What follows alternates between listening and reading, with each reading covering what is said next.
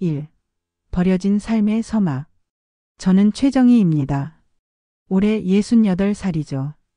이 좁은 반지하 방에서 하루하루를 버텨내고 있어요. 천장이 낮아서 키 큰 사람은 허리를 굽혀야 할 정도예요. 벽에는 곰팡이가 피어있고 화장실 냄새가 항상 배어있죠. 겨울엔 춥고 여름엔 후덥지근해서 숨을 쉬기도 힘들어요. 이 집으로 이사 온 지 벌써 3년이 됐습니다. 그전엔 더 나은 곳에서 살았는데 남편 창수가 떠나고 난 후 모든 게 무너져 내렸어요. 집도 빼앗기고 친구들도 하나둘 연락을 끊었죠. 결국 여기까지 온 거예요. 아침 5시에 일어나서 리어카를 끌고 나갑니다. 폐지를 주우러 가는 거예요. 무릎이 아파도 참아야 해요. 안 그러면 굶거든요. 골목골목을 돌아다니며 박스를 모으는데 가끔 젊은 사람들이 저를 보며 혀를 차더라고요. 저 할머니 또 왔네. 더럽게 보기 싫어. 쓰레기통 뒤지는 거 봐. 지저분하게. 그런 말들이 가슴에 꽂혀요. 하지만 울 수는 없습니다. 울면 더 초라해지거든요. 그럴 때마다 주먹을 꽉 쥐고 참아요. 하루 종일 돌아다녀서 모은 폐지로 받는 돈이 10,000원도 안 돼요. 그걸로 라면 한 봉지 사서 끼니를 때워야 하죠. 가끔은 편의점에서 유통기한 지난 도시락을 얻어오기도 해요. 사장님이 불쌍히 여겨서 주시는 거예요. 할머니 이거라도 드세요. 그럴 때마다 고마워서 눈물이 날 것 같아요. 세상이 다 차갑지만은 않구나 싶어서요. 제 아들 민준이는 성공한 의사입니다. 대형 병원에서 원장을 하고 있어요. 텔레비전에도 나올 정도로 유명하죠. 하지만 저와는 연락을 끊었어요. 마지막으로 전화했을 때가 2년 전이었나요? 민준이가 차갑게 말했어요. 엄마, 제발 연락하지 마세요. 제가 성공한 이유를 모르겠어요. 그때 가슴이 무너져 내리는 것 같았습니다. 민준아, 엄마가 뭘 잘못했니? 엄마는 제게 창피한 존재예요. 동료들이 알면 어떻게 생각하겠어요? 의사 어머니가 폐지 줍는다고 소문나면 제 커리어가 끝나는 거예요. 그 말을 듣고 전화를 끊었어요. 그 후로 몇 년째 소식이 없죠. 가끔 뉴스에서 민준이 모습을 보면 가슴이 아파요. 저렇게 멋진 아들을 둔 엄마인데 왜 이런 대접을 받아야 하나 싶어서요. 반지하 구석에는 낡은 철제 상자가 하나 있어요. 녹이 슬어서 겉보기엔 아무것도 아닌 것 같지만 저에게는 소중한 물건이죠. 그 안에 뭐가 들어있는지는 아무도 몰라요. 저만 알고 있는 비밀이거든요. 가끔 그 상자를 바라보며 생각해요. 언젠가는 이 진실을 세상에 알려야 하지 않을까 하고요. 하지만 아직은 때가 아닌 것 같았어요. 밤이 되면 혼자 앉아서 과거를 떠올립니다. 젊었을 때는 이럴 줄 몰랐어요. 평생 남편과 시댁을 위해 희생하며 살았는데 결국 이런 신세가 됐죠. 새벽 2시에 잠에서 깨면 천장을 바라보며 울기도 해요. 아무도 모르게 조용히 우는 거예요. 동네 슈퍼 사장님이 가끔 걱정을 해주세요. 할머니 요즘 너무 많이 여의셨네요. 밥은 제대로 드시고 계세요? 네, 잘 먹고 있어요. 거짓말이에요. 하루 한 끼도 제대로 못 먹을 때가 많거든요. 하지만 걱정 끼치고 싶지 않아서 그렇게 말하는 거예요. 라면만 먹다 보니 속이 쓰리고 머리가 자주 아파요. 병원에 가고 싶지만 돈이 없어서 참고 있어요. 약국에서 두통약이라도 사 먹으려 해도 그것도 부담스러울 때가 있어요. 과거의 그림자. 젊었을 때를 떠올려 봅니다. 20살에 남편 창수와 결혼했죠. 그때는 행복할 줄 알았어요. 창수는 키도 크고 잘생겼거든요. 주변 사람들이 부러워할 정도였어요. 하지만 시댁은 저를 종처럼 부렸습니다. 시어머니는 특히 까다로웠어요. 정희야, 밥 차려라. 빨래 좀 해라. 애들 보면서 일도 해야지. 이렇게 하는 게 청소야. 다시 해. 시어머니는 하루 종일 저를 부려먹었어요. 새벽 4시에 일어나서 밤 11시까지 쉴 틈이 없었죠. 손목이 아파서 못 견디겠을 때도 있었는데 그래도 참았어요. 남편 창수는 그런 저를 보호해주지 않았어요. 오히려 시어머니 편만 들었죠. 정희야, 시어머니 말씀 잘 들어야지. 며느리 도리를 해야 하는 거 아니야? 다른 집 며느리들도 다 그렇게 사는데 왜 너만 힘들어해? 그런 남편이 원망스러웠지만 참았어요. 아이들 때문이었죠. 그리고 그때는 결혼이 그런 건 줄 알았어요. 여자는 참고 사는 게 미덕이라고 배웠거든요. 아들 민준이를 낳고 나서는 더 힘들어졌어요. 육아와 집안일을 혼자 다 해야 했거든요. 시어머니는 손자만 보고 싶어 했지 저에 대해서는 관심이 없었죠. 오히려 더 심하게 부렸어요. 애 낳았다고 게으름 피우지 마라. 밥상은 언제 차리냐. 젖을 먹이고 있는데도 그런 소리를 들었어요. 가슴이 아프고 몸이 무거워도 참았어요. 그때 큰 결심을 했어요. 돈을 벌어야겠다고요. 시댁에서 받는 스트레스도 줄이고 아이들 교육비도 마련해야 했거든요. 남편 월급만으로는 턱없이 부족했어요. 그래서 찾은 일이 대기업 창업주 김 회장 댁에서 하는 가정부 일이었어요. 거기서 10년 동안 일했습니다. 정말 큰 집이었죠. 방이 20개도 넘었고 정원도 축구장만 했어요. 김 회장 부인은 까다로운 분이었어요. 청소 하나라도 마음에 안 들면 다시 시켰죠. 정희 씨 이렇게 하는 게 청소예요. 먼지가 그대로 있네요. 다시 하세요. 꽃병 닦을 때 조심해요. 이거 수백만 원짜리라고요. 빨래할 때 온도 맞춰서 해요. 옷감이 상하면 어떡해요. 그런 말을 수도 없이 들었어요. 하지만 참았습니다. 그 집 월급이 다른 곳보다 좋았거든요. 한 달에 80만 원을 받았는데 그때로서는 큰 돈이었어요. 김 회장은 부인과 달리 저에게 친절했어요. 가끔 과일이나 반찬을 싸주기도 했죠. 정희 씨 집에 가져가세요. 우리 먹다 남은 거예요. 하지만 그 집에는 비밀이 있었어요. 김 회장에게 숨겨진 딸이 있었거든요. 밖에서 낳은 아이였죠. 그 아이 이름이 수영이었어요. 김 회장이 어느 날 저에게 조심스럽게 말했어요.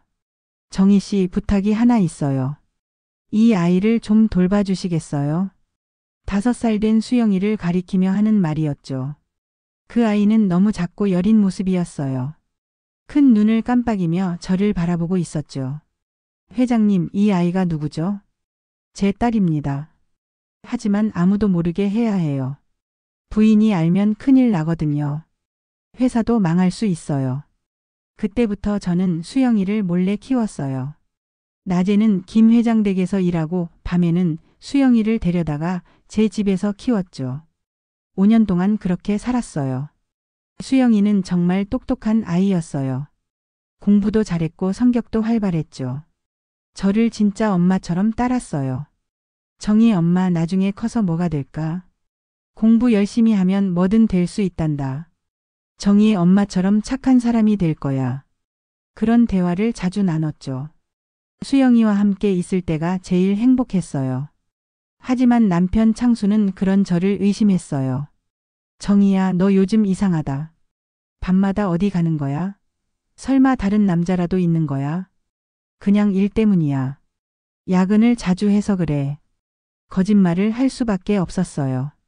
수영이의 존재를 비밀로 해야 했거든요. 3. 현재의 충격.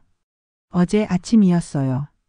폐지를 주우러 나갔다가 갑자기 가슴이 답답해졌죠. 숨을 쉬기가 어려워졌어요. 길에서 쓰러진 거예요. 의식을 잃기 전 마지막으로 본 게 하늘이었어요. 구름이 하얗게 떠 있더라고요. 지나가던 사람이 119를 불러줬나 봐요. 정신을 차려보니 병원 응급실에 누워 있었어요. 하얀 천장과 차가운 침대가 보였죠. 기계 소리가 삐삐 울리고 있었어요. 간호사가 와서 말했어요. 할머님, 정신 차리셨네요. 혈압이 많이 올랐어요. 180까지 올라갔어요. 제가 얼마나 누워 있었나요? 1시간 정도요. 보호자 연락처 좀 알려주세요. 입원하셔야 할 것 같은데요. 그 말에 가슴이 먹먹해졌어요. 연락할 사람이 없다는 걸 새삼 깨달았거든요. 없어요. 가족이 없으시면 안 되는데요. 입원 수속을 해야 하거든요. 응급실에 계속 있을 수는 없어요. 간호사도 난처해하는 표정이었어요. 그때 의사가 들어왔어요. 하얀 가운을 입고 청진기를 목에 걸친 모습이었죠. 키가 크고 안경을 쓴 모습이 익숙했어요. 그런데 그 얼굴을 보는 순간 심장이 멎는 것 같았어요. 민준이었어요. 제 아들이었죠. 민준이는 제 차트를 보더니 놀란 표정을 지었어요. 하지만 곧 차갑게 돌아섰죠. 마치 처음 보는 환자를 대하는 것처럼요. 이 환자 보호자 없나요? 간호사가 대답했어요. 네, 가족이 없다고 하세요. 민준이는 저를 똑바로 쳐다보지도 않았어요. 차트만 보며 말했죠. 그러면 국가지원 신청하세요. 더 이상 여기 있을 수 없어요. 침상이 부족하거든요. 그 말이 가슴에 비수처럼 꽂혔어요. 제가 낳고 키운 아들이 저를 모른다고 하는 거예요. 민준아. 조그맣게 불렀지만 민준이는 돌아보지 않았어요. 그냥 나가버렸죠. 등 뒤에서 다른 의사와 이야기하는 소리가 들렸어요. 저 환자 무료 진료 대상인가요? 네, 그런 것 같아요. 간호사가 안쓰럽다는 표정으로 저를 봤어요. 할머님 괜찮으세요? 얼굴이 너무 창백해요. 네, 괜찮아요. 하지만 전혀 괜찮지 않았어요.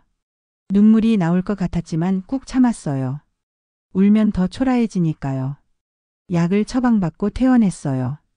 택시비도 없어서 걸어서 반지하까지 왔죠. 다리가 후들후들했지만 참았어요. 중간에 벤치에 앉아서 쉬기도 했어요. 집에 도착해서 침대에 누웠어요. 천장을 바라보며 생각했죠. 내가 뭘 위해 사는 걸까? 아들도 저를 부정하는데 무슨 의미가 있을까? 그때 구석에 있는 철제 상자가 눈에 들어왔어요. 문득 그 안의 진실을 세상에 알려야 할 때가 온 것 같았어요. 4. 낡은 상자의 비밀. 병원에서 돌아온 후 사흘이 지났어요. 계속 그 상자를 바라보며 고민했죠. 이제 정말 열어봐야 할 것 같았어요. 더 이상 미룰 수 없었어요. 상자 위에 쌓인 먼지를 털어냈어요. 자물쇠도 녹이 슬어서 열기 힘들었죠. 드라이버로 억지로 열었어요. 끼익 소리가 나면서 뚜껑이 열렸어요. 안에서 노란 봉투가 나왔어요. 시간이 지나서 바래진 상태였죠. 그 안에는 편지와 서류들이 들어 있었어요. 김 회장이 직접 쓴 편지였어요.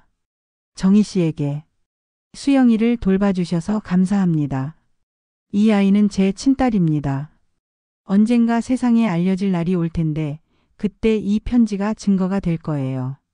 정희 씨가 없었다면 수영이는 제대로 자랄 수 없었을 겁니다. 편지 아래에는 위탁 양육 서류가 있었어요. 김 회장이 직접 서명한 거였죠. 도장도 찍혀 있었어요. 그리고 가장 놀라운 건 거액의 미지급 증서였어요. 수영이 양육비 및 비밀 유지비로 10억 원을 지급하기로 한다. 이 금액은 수영이가 성년이 될 때까지의 모든 비용을 포함한다. 그 돈을 받지 못한 채 30년이 지난 거예요. 이자까지 합치면 엄청난 금액이 될 텐데요. 그 돈만 있었다면 이런 고생은 안 했을 거예요. 편지를 다 읽고 나서 가슴이 두근거렸어요. 그럼 수영이는 지금 어디서 뭘 하고 있을까? 궁금해서 텔레비전을 틀어봤어요. 뉴스에서 국회의원들 얘기가 나오는데 그중에 익숙한 얼굴이 보였어요. 이수영 국회의원이었죠. 그 아이가 수영이었어요. 화면 속 수영이는 말끔한 정장을 입고 당당하게 연설하고 있었어요. 국민 여러분께 약속드립니다. 저는 정의롭고 깨끗한 정치를 하겠습니다. 서민의 편에서 일하겠습니다. 그 모습을 보니 가슴이 뭉클했어요. 제가 키운 아이가 이렇게 성장했구나 싶어서요. 어릴 때 그렇게 작고 여리던 아이가 이제는 국회의원이 됐다니요. 하지만 동시에 씁쓸했어요. 수영이도 저의 존재를 숨기고 있겠죠. 가난한 양육자였던 저를 인정하면 정치 생명에 타격이 갈 테니까요. 그 순간 결심했어요. 이제 진실을 말할 때가 왔다고요. 민준이에게 버림받은 것도 억울한데 수영이까지 저를 모른 채 할 수는 없었어요. 상자에서 또 다른 서류를 발견했어요. 남편 창수의 혼외 자식에 대한 자료였죠. 창수가 다른 여자와 바람을 피워서 낳은 아들이 있었는데 그 아이가 지금 대기업 회장이 됐더라고요. 박진우라는 이름이었어요. 모든 퍼즐이 맞춰지는 것 같았어요. 저와 연결된 세 사람이 모두 성공했는데 정작 저만 이런 신세가 된 거죠. 뭔가 억울했어요. 핸드폰을 꺼내서 언론사 번호를 찾아봤어요. 이제 세상에 이 진실을 알려야겠다고 생각했어요. 더 이상 참고 살 수는 없었거든요. 새 인물의 교차. 언론사에 연락을 했어요. 처음에는 믿지 않더라고요. 할머님, 정말 증거가 있으세요? 요즘 가짜 뉴스가 많아서요. 네, 다 있어요. 편지도 있고 서류도 있어요. 직접 보시면 알 거예요. 기자가 다음날 직접 왔어요. 젊은 여자 기자였는데 진지한 표정이었죠. 정말 놀라운 자료네요. 이거 확실한 거죠? 30년 동안 간직해온 거예요. 가짜일 리가 없죠. 기자 눈이 휘둥그레지더라고요. 이거 정말 대단한 특종이네요. 신중하게 처리하겠습니다. 며칠 후 기사가 났어요. 인터넷이 난리가 났죠. 포털 사이트 메인에도 떴어요. 댓글도 수천 개씩 달렸어요. 이거 진짜야? 대박 사건이네. 저 할머니 불쌍하다. 그런데 세 사람의 반응이 똑같았어요. 모두 저를 부정하는 거였죠. 민준이는 병원에서 긴급 기자회견을 열었어요. 그분과 저는 아무 관계가 없습니다. 혈연 관계를 부정합니다. 악의적인 루머에 현혹되지 마세요. 텔레비전 화면 속에서 제 아들이 차갑게 말하는 모습을 봤어요. 가슴이 찢어지는 것 같았죠. 제가 낳고 키운 아들인데 저렇게 부정하다니요. 이수영 의원도 마찬가지였어요. 저는 그런 분을 모릅니다. 악의적인 루머에 휘둘리지 마세요. 저는 정당한 경로로 성장했습니다. 국정감사장에서 당당하게 부정하더라고요. 어릴 때 저를 엄마라고 부르던 그 아이가 말이에요. 재벌 회장 박진우도 똑같았어요. 전혀 모르는 사이입니다. 법적 대응을 검토하겠습니다. 회사 이미지에 타격을 주는 행위는 용납할 수 없습니다. 세 사람이 입을 맞춘 것처럼 저를 부정했어요. 마치 미리 짜고 한 것 같았죠. 하지만 증거는 확실했죠. DNA 검사 요청도 들어왔고요. 언론에서 계속 파고들기 시작했어요. 민준이는 끝까지 거부했지만 법원 명령으로 결국 검사를 받게 됐어요. 며칠 후 결과가 나왔는데 99.9% 일치였죠. 충격적인 결과가 나왔습니다. DNA 검사 결과 친자 관계가 확실한 것으로 드러났습니다. 뉴스 앵커가 말하는 모습을 보니 기분이 묘했어요. 이수영 의원 쪽에서는 김 회장 집안에서 확인이 나왔어요. 김 회장의 일기장에도 수영이에 대한 기록이 남아 있었거든요. 수영이가 벌써 10살이 됐다. 정희 씨 덕분에 잘 자라고 있다. 언젠가는 세상에 알려야 할 텐데. 박진우 회장 거는 제일 충격적이었어요. 남편 창수의 DNA와 비교했는데 역시 친자 관계가 확인됐죠. 몰락의 시작. 진실이 드러나자 세 사람의 삶이 흔들리기 시작했어요. 민준이는 병원에서 정직 처분을 받았어요. 환자 보호자를 외면했다는 비판이 쏟아졌거든요. 어떻게 친어머니를 모른 채 할 수 있나? 의사가 될 자격이 있나? 히포크라테스 선서는 개뿔. 이런 댓글들이 넘쳐났어요. 병원 환자들도 등을 돌렸죠. 예약 취소가 줄을 이었어요. 동료 의사들도 거리를 두기 시작했고요. 민준이가 저런 사람일 줄 몰랐네. 평소에도 차가운 면이 있더라.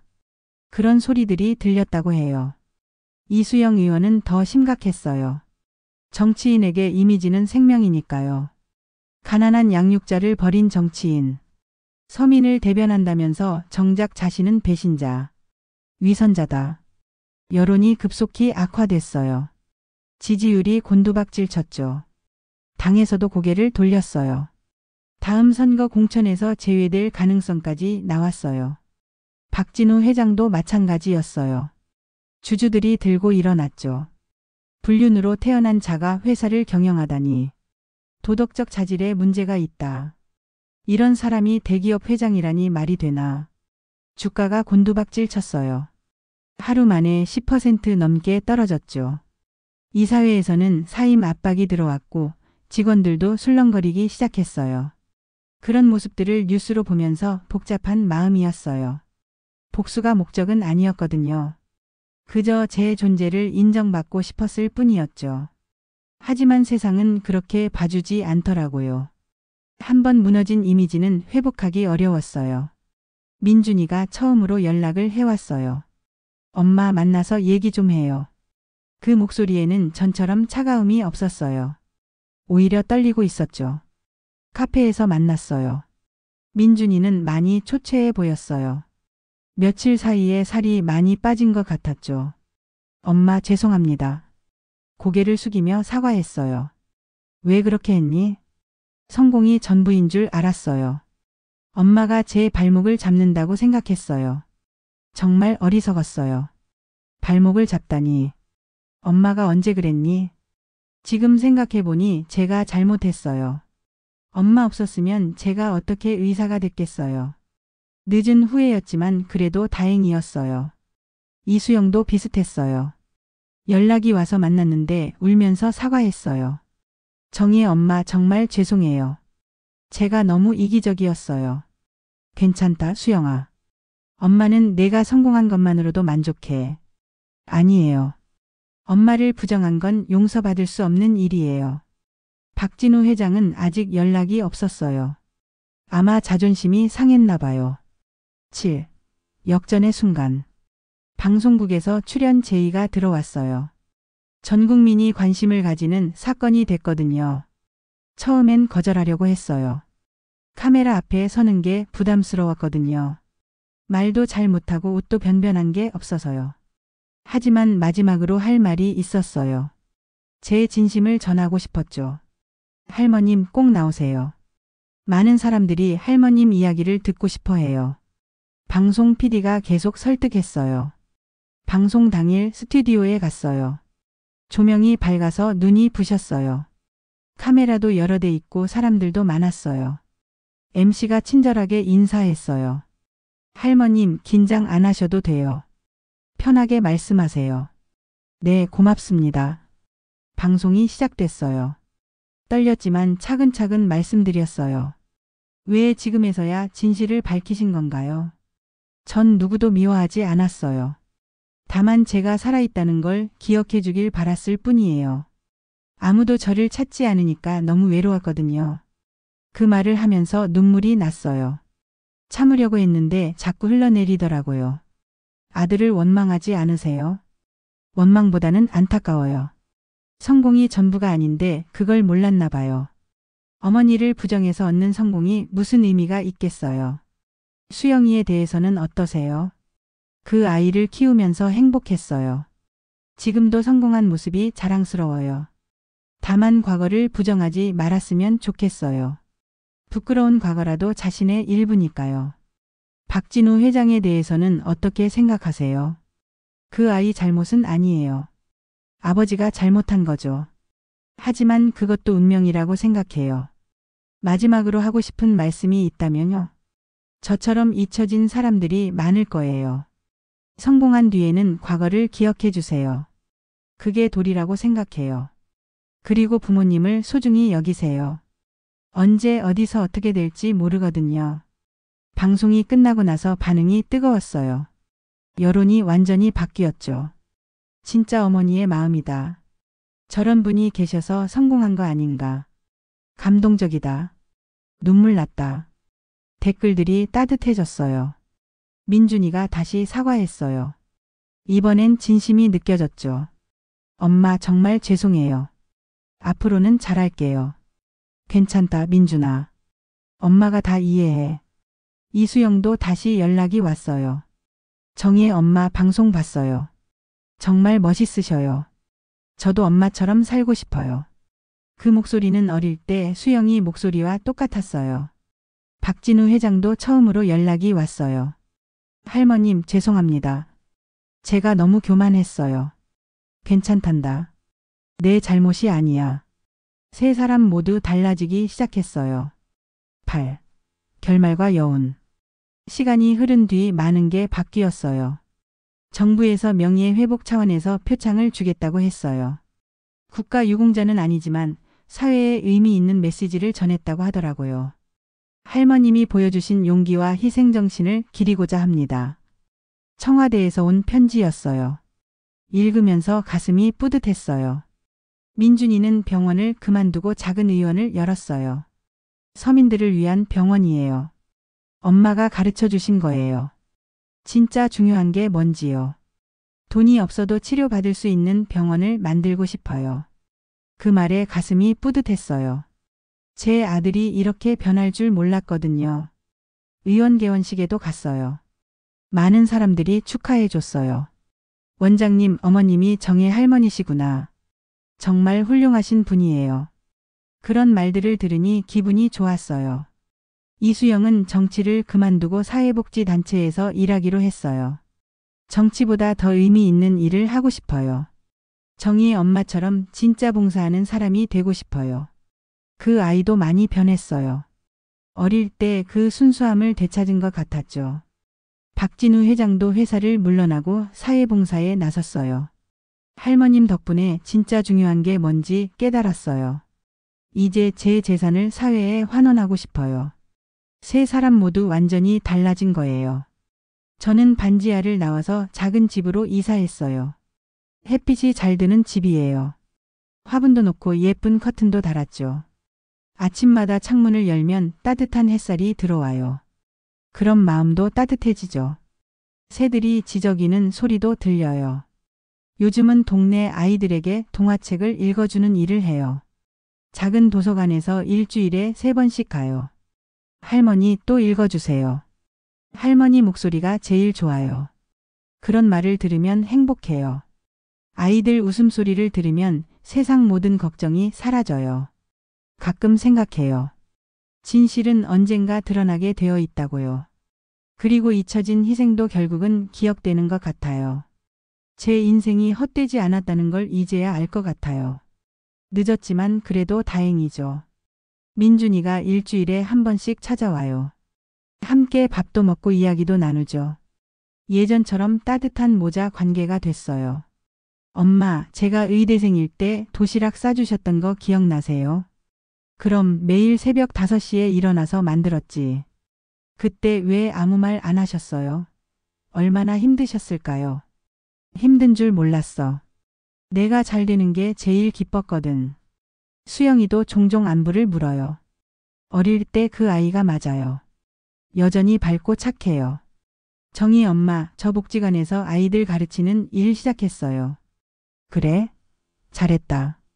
엄마가 저한테 해주셨던 것처럼 아이들한테 해주고 싶어요. 박진우도 가끔 안부를 묻더라고요. 처음엔 어색했는데 이제는 괜찮아요. 김 회장 집에서 받지 못한 돈도 받았어요. 이자까지 해서 엄청난 금액이었죠. 그 돈으로 고아원에 기부도 하고 어려운 학생들 장학금도 만들었어요. 할머니 너무 많이 기부하시는 거 아니에요? 돈이 뭐 대단한 게 있니? 필요한 사람들이 쓰는 게 좋지. 이제 저는 후회하지 않아요. 힘들었던 시간들도 의미가 있었다고 생각해요. 그 시간들이 있었기에 지금의 행복이 더 소중한 거겠죠. 매일 아침 일어나면 감사한 마음이 들어요.